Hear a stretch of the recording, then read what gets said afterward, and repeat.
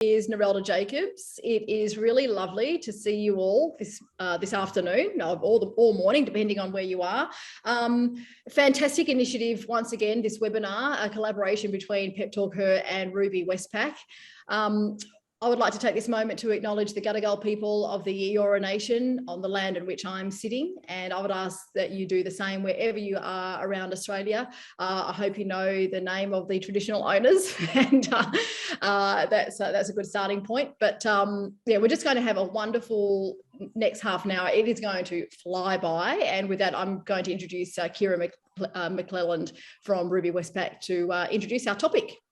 Thanks so much, Narelda. I'm coming to you from the lands of the Awabakal people up here in Newcastle. So I'd like to pay my respects as well. It's so great to have you back with us, Narelda. It's been, it's a wonderful discussion, a theme we're going to talk about today around beating the lockdown blues that we're facing into for at least a few more weeks. For those of you who are new to our monthly Lunch and Learns, I'm Kira. I'm a Senior Manager of Women's Marketing at Westpac, and I run Ruby Connection. As many of you know, Ruby's focused on discussing the issues that women are talking about, and in particular, building financial confidence and creating the life that you desire. There's no question, though, that the last 18 months have been far less than ideal. And while a few of us are thriving, there's a lot of us that are floundering in amongst all of this uncertainty. So between the never-ending lockdowns, homeschooling, entertaining young children while people are trying to work full-time is really feeling quite unrelenting. Our mental health has certainly been significantly impacted, particularly while we're isolating from our support network. So it can be difficult to stay focused, certainly on your finances, while the rest of your world feels a little bit in disarray. So this session is here to help you find some tips and tricks to beat those lockdown blues with our wonderful experts in Prue, Gilbert and Dr. Katherine, Lawerence. So with that, I'll hand back to you, Narelda, to let us get started. Thank you very much, Kira. Yes, we do have Dr. Katherine Lawerence, clinical psychologist specialising in family, in children and family, working a lot with parents. And we also have Prue Gilbert, equality and discrimination fighter, lawyer and a human rights advocate. So lovely to have you with us. Let's jump straight in, shall we? And I will ask everybody who's on the webinar, please fire some questions to us, and we'll try and cover those throughout the session. As I said, it's only half an hour, so make sure you get in nice and fast with those questions so we can try and cover everything. Hopefully we do anyway in the discussion that we have. Okay, let's begin. Katherine, we've all been impacted by the pandemic in one way or another, some more than others. In my own situation, I am lucky enough to go physically to work every day where I see my colleagues, and but I come home to a partner who has lost work, and so that's impacted our household. We don't have dependent children, but I know a lot of people who do, and the struggles there, which means since we've all been affected at one point or another of the pandemic, and a lot of us have reached our breaking point. Katherine, can you describe what breaking points look like for different people? What's the kind of the range of things that you are hearing during the pandemic? Because it's all relative, isn't it? It is all relative. Actually, I think you summed it up beautifully, that there is no one way to do this thing. And even on a given day, it will change in the afternoon how it felt in the morning. So that idea that somebody else might be doing it worse, sometimes those things help us to think about the perspective of another person, but actually it can then also load on feeling like you're not allowed to say that you're struggling with whatever it is your situation is made up of. So that breaking point description, I think the same thing hold, that will just look different to for different people, but there's something about someone saying, I don't want to do it anymore, like I've had enough, or it's too much, or I'm done, I'm out. And then people will cope with it in different ways. So it can be just a withdrawing, right? A burnout, a feeling that I've got nothing left. That maybe is the closest I can get to the sort of shared experience of how people have described when they get there is very different. And what was the straw that broke the camel's back will be very different, and it can last a different amount of time as well, right? So one of the things I think is really important is this idea of acknowledging your own struggle, that it is the day that you think I'm done, or everyone can complain, everyone has the right to say it's all got on top of me today, and actually being allowed to say that to yourself. It's not the moment that you should have done better or you could have, or something soldiering on. Those things aren't so helpful. Actually acknowledging that, and hopefully there's somebody else in your network, someone you can ring, you can then say, yeah, fair enough. Because actually really support each other, I think, in the first instance. We'll get to some tips and hopefully a little bit of advice, not professional advice. I don't know if we're giving out professional advice today, but we'll give you some tips towards the end of the session. But Prue, a lot of factors would weigh in differently. Gender and socioeconomics would be huge factors in how you're dealing with the pandemic, and whether at what point you reach that breaking point and how severe it would be. I think that's absolutely right. We know that there is gender inequality within our society and also within our homes, and that many working women are feeling the brunt of having taken on the homeschooling, working from home, and also an increase in the domestic responsibilities.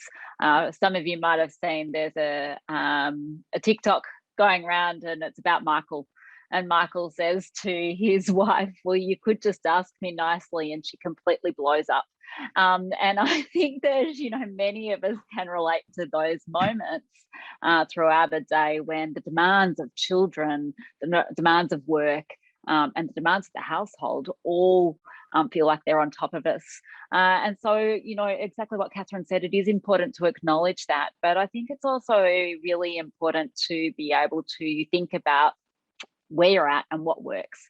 And remember that this isn't forever, and to start to engage with, you know, your kids, but also your partner around how you want to experience the next phase of, you know, this lockdown. If you are in lockdown, it could be the next week, it could be the next day, it could be the next month, and start thinking about, well, how do you want to remember this as a family, and start shifting from being in that responsive, reactive mode to creating a little bit more space around that.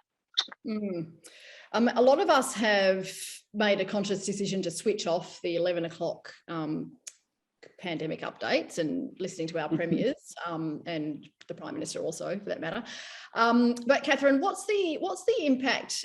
Prue, you're in Melbourne, but what's the impact of seeing the protests being played out, for example, and seeing people completely at the end of their tether, resorting to violence, when a lot of us are feeling angry and wanting to lash out as well? But Katherine, what do you kind of feel is how people are responding to that, or are people internalizing those kinds of images, or what should we be doing when we see those sorts of things?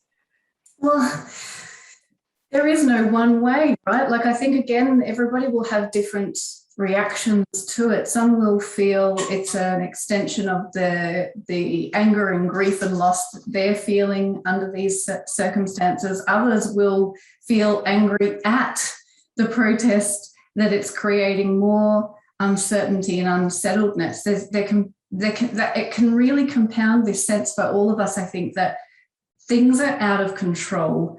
And really that's the heart of why this has been so incredibly burdensome for much longer than we expected.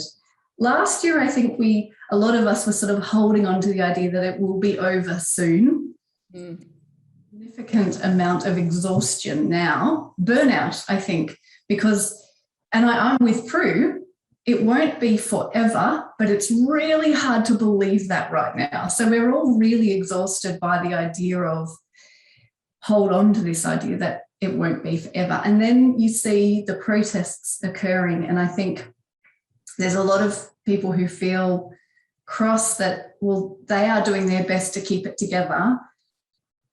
and why can't we do this as a collective? And a lot of people feeling you have to fight for what you think is right, and we go back to being individuals and disconnected.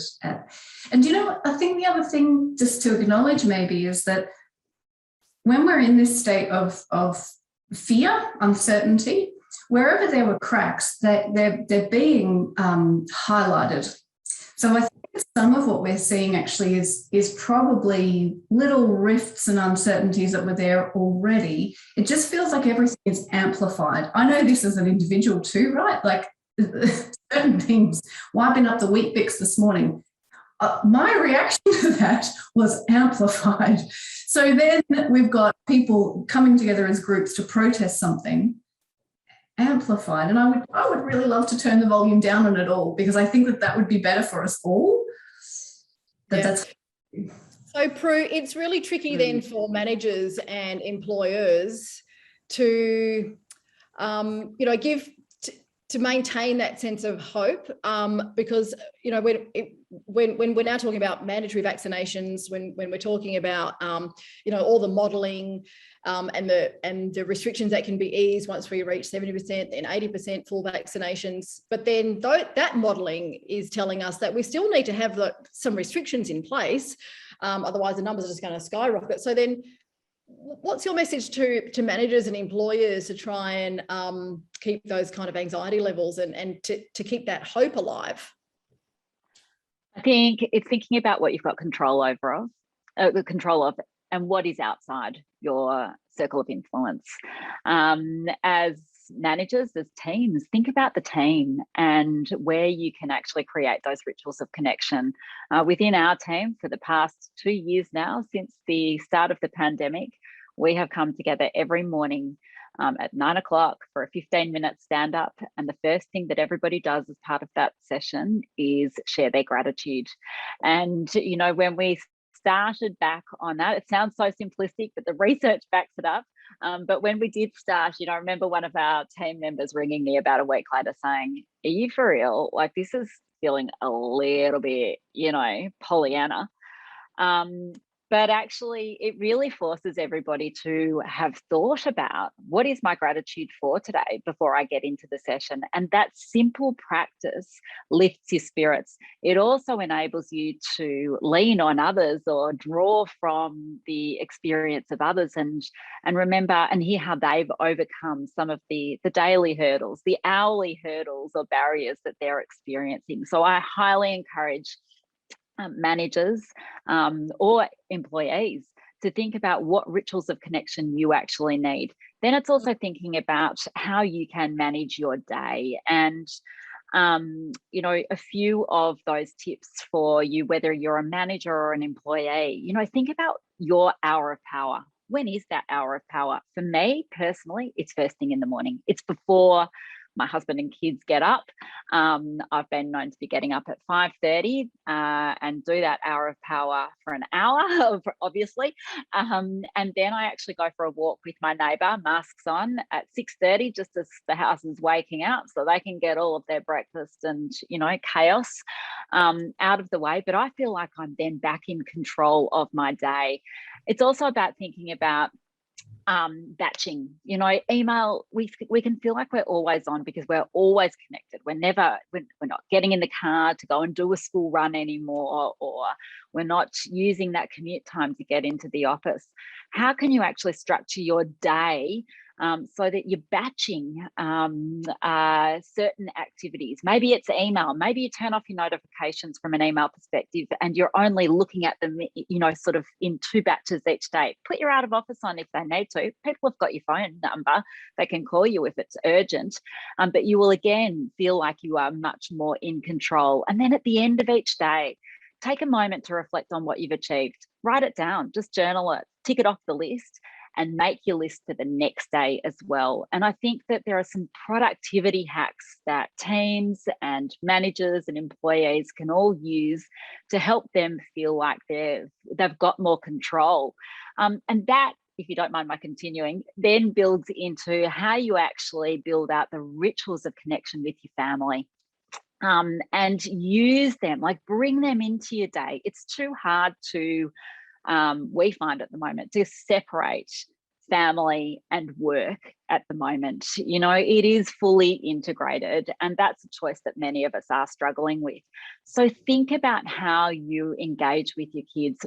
We use rituals of connection to give them, to help let them hold us accountable. So the park, going to the park in the afternoon, they know what time we're going. They come and get us off our tech.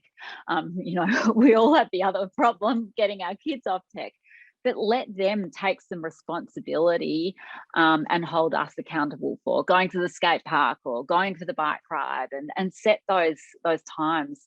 You'll feel better for it. They'll feel like they've had those, you know, connection opportunities, and your day, you feel like you have far more control throughout your day. Yeah, great. That's great, Prue. Just a very quick question. When you have your team meetings in the morning, I'm sure it's a small team. I'm not suggesting everyone does this now, but do you make video on a rule? Video's on. It's not. Do you know what? It's never been mandated. We've never had to have the conversation, but early on, and you know, I'm a small business owner, I deliberately turned up to some of those meetings with my hair wet, my makeup not done. My kids have been in the meetings. They join, you know, my youngest comes in almost every day. He knows everybody. He sees when new people start. He contributes sometimes. So we made them very, we took the pressure away from those stand-up sessions, and I think that is really important, you know, so that we're not, you don't have to have your hair done. It doesn't have to be dry. You can look sweaty and like you're in exercise gear, and that acknowledgement that everybody is working flexibly at the moment is really important. Yeah, Katherine, schools and universities, I know, make it completely up to you whether you want to have video on during any session that you join in online, because of, you know, that mental health aspect, for all different types of reasons. So I just kind of wanted to touch on that to see, you know, what your thoughts were, but also if you could also, you know, Prue touched on, you know, that work-life balance. Do we need to be all things to all people? You know, should we, you know, socializing is such a big part of what we do, but do we need to be that ear for our children where they would get usually from their friends or our partners from their workmates and that sort of thing? You know, how do we strike that kind of balance and make sure that the people in our lives, like, you're not everything to everyone? It is hard. And again, you've got to acknowledge, I think, what it is that you need at the times you need it, or where you are starting to be too many people to too many others. You know, that not everyone needs the connection. There's actually quite a lot of people who have thrived in the shrinking down of the scheduling that they were trying to maintain before. There's some really interesting articles about the individual differences I think we need to remember about those who remote learning hasn't been bad for everyone, and actually it's going to be the adjustment back to school that's going to be really tough for some kids and some families to readjust to. So I suppose this idea of, I think what might be a global experience is that when we are under pressure or we are facing uncertainty, right through to plain trauma, you know, something really scary is happening, and some people will have experienced the pandemic as just plain frightening. We will shrink back. We'll shrink back to trying to stay safe. And for some people, then there's been a natural shrinking, and then they're starting to need to rebuild that again. And that might be connecting with people, and it might be hard to do it if you haven't, we don't even feel that motivated as well. One of the things I love about hearing Prue's strategies, they're perfect. They're really hard to do if you're feeling really low. Just setting your own boundaries, just getting enough energy to get and do the thing. And I guess finding that way to remember that is what's going to help, but being really kind about your own journey and how tricky that is. So if you find that you're the person that everyone's leaning on, or your kids are, you are going to need to think about how do you re-energize yourself just even a tiny bit more to be able to then reconnect or offer that connection to your children or to your partner or to your parent who might be struggling themselves. I don't know if that's helpful at all. It's just recognizing it, isn't it? Yeah, that's right. I think that the road, when our politicians are dealing with the roadmap and releasing the small steps of the roadmap and the social bubble with, school children in New South Wales being able to have a bubble with 2 other friends, the picnics of 5 people, is it actually their mental health that they have in mind? So that once we are allowed to move freely around again, that we know what it's like to socialise and to actually just talk face-to-face with people, because overwhelmingly at any given time there are people who just have anxiety about seeing people again. Yeah. I'd like to think the government has the mental health in mind. I mean, it's because certainly that is going to be the product. Our drive as a human species for sense of belonging, even if you're just sense of belonging within your own home and your security in your own home, for other people, it is about connecting with people who understand you, having conversations, getting energy from them, and then everything in between that. For kids, that is the magic of school. Yes, it's about education, but it's about social skills, emotional development, stability, relating to another adult, set of adults. There is so much that I think that actually all of this remote learning has reminded us about. It isn't a disaster. I think that there's good in some ways for some kids who've thrived or managed in their environment. There are other kids who are hungry for those connections and the environment, the stability, even the separation, actually, even from family, to come home, even if you're grumpy and you say to mum or dad, I don't want to talk to you. Actually, they do. They're still in the kitchen, just in your vicinity.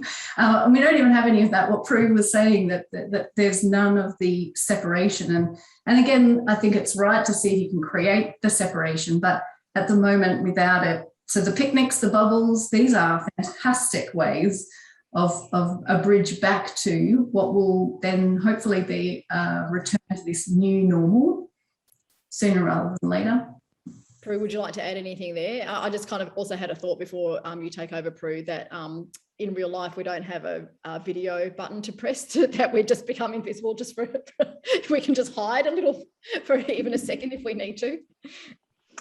Yeah, look, I think the transition back to, bubbles, for example, is going to be really helpful for our kids, even from a fatigue perspective.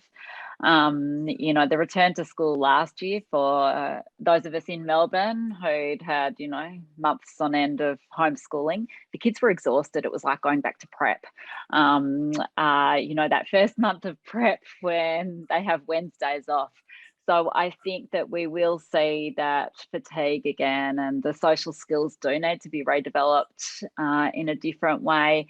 But I think that there are creative ways that we can do that even at the moment. The park plays, older kids, I think back to all of the, we can be overly protective of our kids in terms of the freedoms that we give them at the moment as well. And because there is such a sense of fear everywhere, and I look at our eldest who's just turned 12, and he gets out on his bike with his friends, 1 or 2 friends, of course, well within the rules. And they ride around, and there are different freedoms that they can use. A 10-year-old will go for a walk with a friend. There are things that remind me of my own childhood that we're letting our kids do because they're not so structured, and there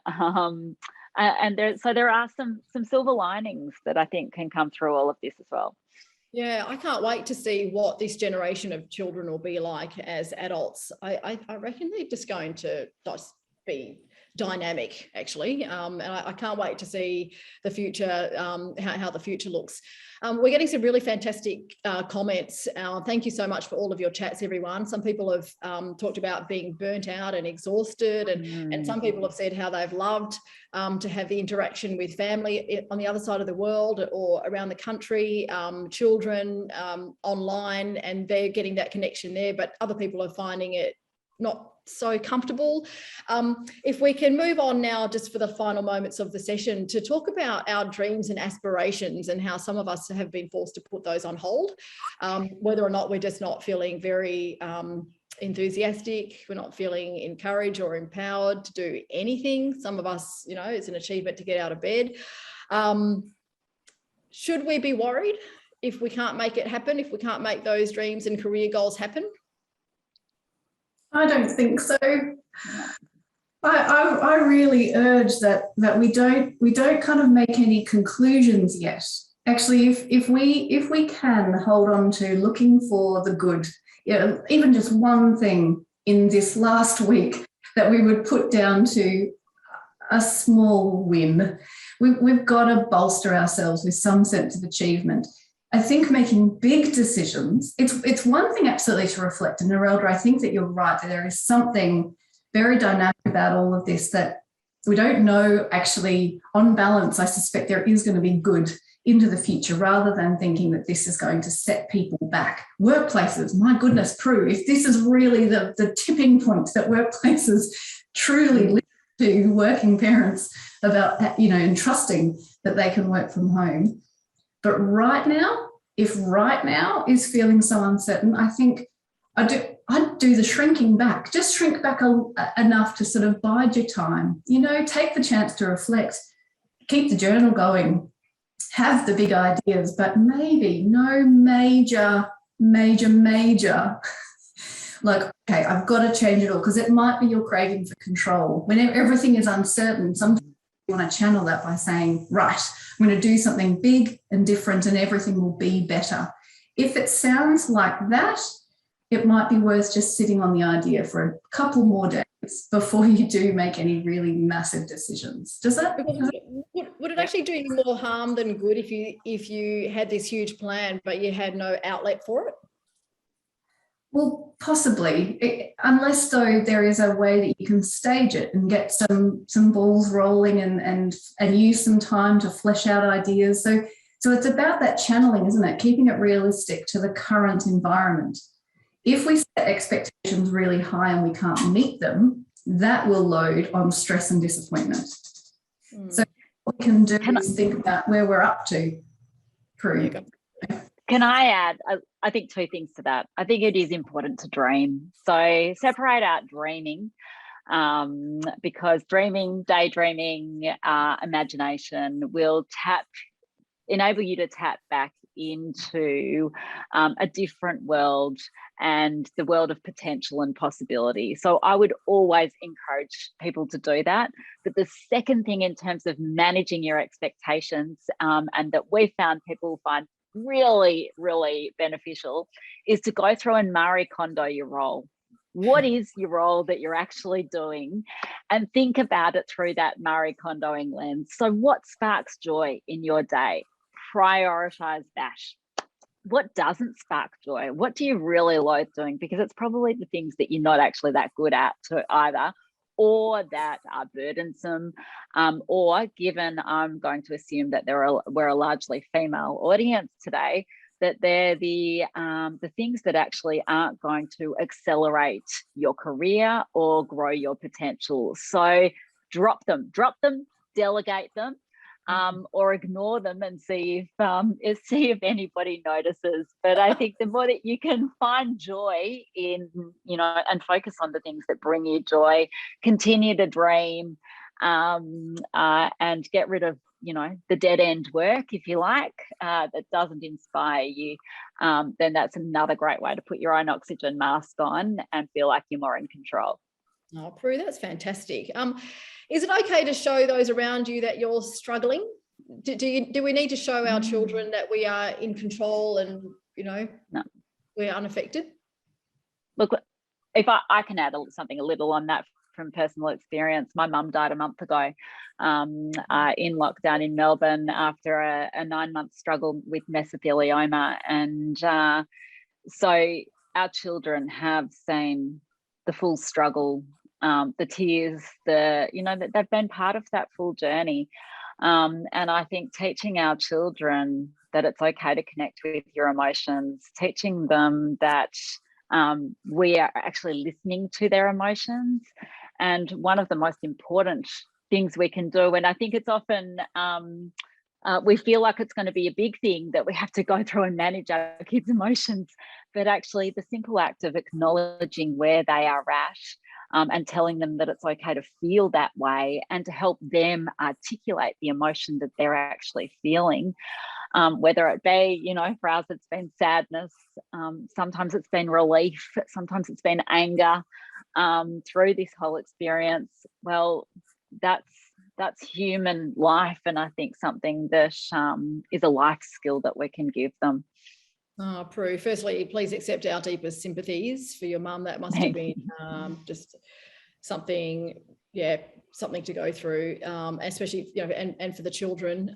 So yeah, please accept our sympathies for your loss. You. And Katherine, just the final word from you. I guess that was great advice, to feel your feelings.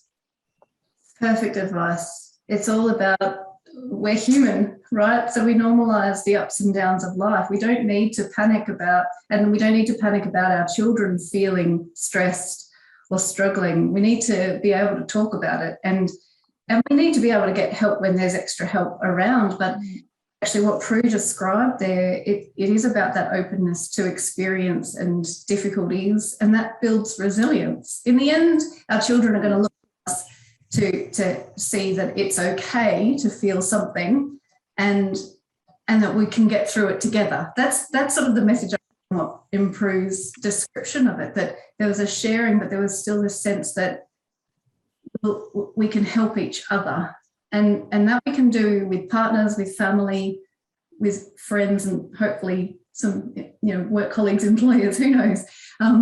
But we kind of do got to stick together, right? And share the tough stuff. It doesn't mean you're less of a person if today you're not coping. Ladies, that really filled my cup, and I hope it filled everybody's cup that was listening. Dr. Katherine Lawerence, clinical psychologist, Prue Gilbert's lawyer and human rights advocate, and just an amazing mother by the sounds. Thank you so much. There's no perfection here. Don't worry about that. Thank you for joining us all, and I'm going to hand you back to Kira now to close. Oh, likewise, I echo those words of wisdom and sincere thank you, and our thoughts and wishes are particularly with you, Prue. Big thanks to everyone for being here today. I've learnt so much, as I'm sure you all have, so I hope that you can take that with you into the next few weeks and months ahead. And our very best wishes. Please stay in touch, and we'll see you next month for the next monthly Lunch and Learn with PepTalkHer and Ruby. Thanks so much, everyone. Bye, everyone. Bye.